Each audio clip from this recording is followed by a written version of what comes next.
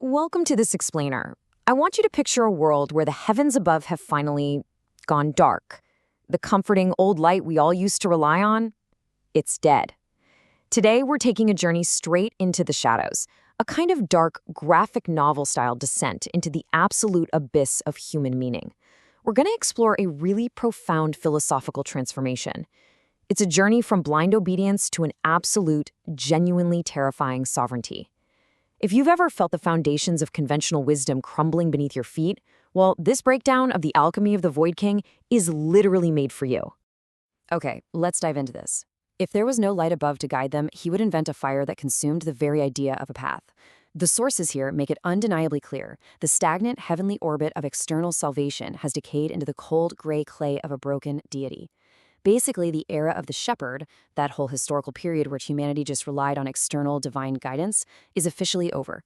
The seeker is turning the entire ladder of traditional truth completely upside down.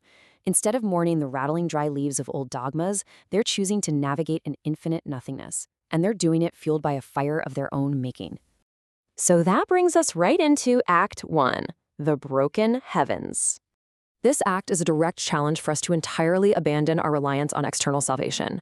The comfortable temple of collective myths is crumbling, and the first step in this alchemical journey is realizing, well, no one's coming to save you. To understand this shift, we gotta look at what we're leaving behind. We're exiting what's called the Museum of Pride, which represents the era of the shepherd.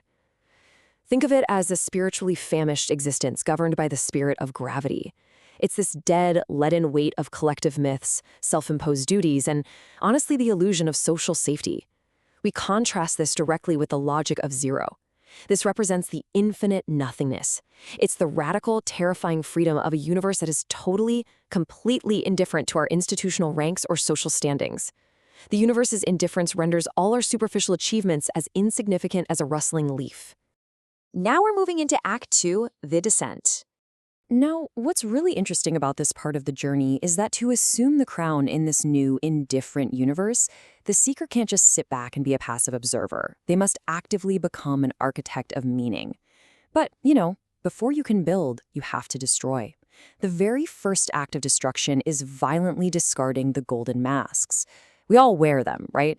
These masks represent Apollonian order, virtue, and chivalry. But the sources argue these are really just dead facades.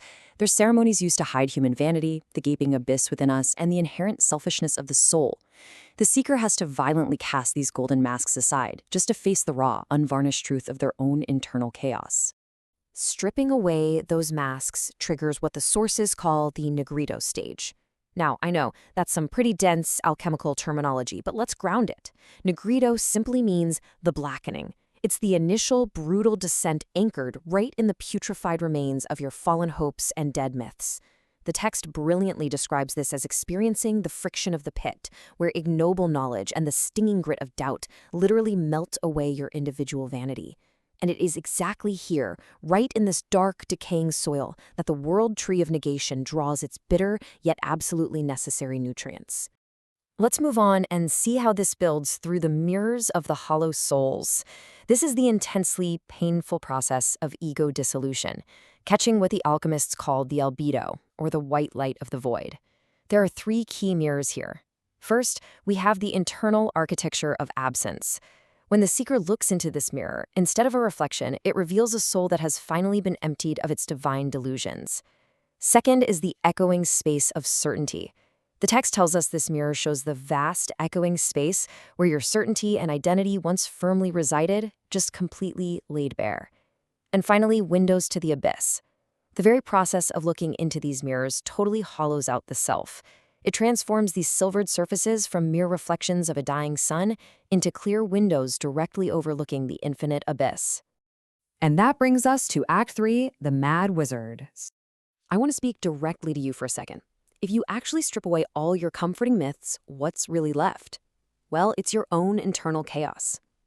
This phase is where the core of the tragic myth is forged, and it requires a completely violent collision of opposites within your own psyche. You are no longer just surviving the void at this point. You are playing with it.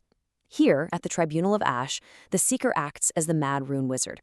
The individual is etching sigils of entropy directly into the cooling flesh of the divine, and frankly, into their own skin. These runes aren't prayers for grace. No way. They are designed to actively pull the threads of reality apart. The seeker embraces the ugliest man, which is the ultimate personification of their deepest, darkest shadow, rather than fleeing from it.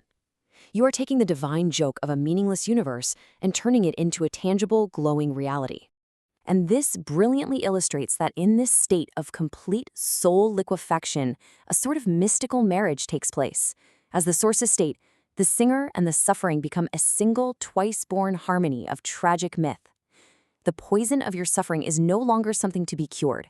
Instead, it becomes the very fuel for your creative dance. True enlightenment, the sources argue, is found only in the active recognition and embracement of the universe's grand, mocking absurdity. Which brings us to the climax of our alchemical journey, Act 4, The Void King. All the pain, the hollowing out, the destruction of reality's threads. It has all been leading up to this final transmutation, where the seeker steps out of the ashes to claim a throne within the very wreckage of heaven. This is the rubedo stage, the reddening, the final alchemical laboratory. The world is transmuted into a shifting dream. By murdering the memory of the divine, the seeker, now the overman, claims a terrifying freedom and is finally crowned king of the void. The text describes this beautiful moment as the synthesis of the lit room. It's the moment when the last remaining masks of the self crack for good, allowing the emerald light of reality to shine right through. Here we see the ultimate realization of what's called the alchemy of insignificance. The old thou shalt, the duty of the herd and the old morality dictated by external forces, is replaced entirely by the sacred I will. This is the sovereign power. Once all external meanings are stripped away, you alone hold the power to define your existence through your own will. You find divinity not in some distant, promised afterlife, but right here, in the thrumming presence of immediate, chaotic reality. So the crucial point is this final posture. Standing as a mad prophet, the king of the void no longer suffers the chaos of existence, but stands directly at its center. The seeker achieves amor fati, a profound absolute love of one's fate. They utter a holy yea to the universe's grand absurdity. They find wild lilies blooming in the refined mud of their own existence, all because they're the one who finally understands the punchline of the divine joke. So we've descended through the nigredo, we've shattered the mirrors of our illusions, danced with the mad wizard, and claimed the absolute terrifying freedom of the rubedo stage. The old light, it's gone. The era of the shepherd is over, which leaves us with one final, haunting question for you to ponder alone in the dark.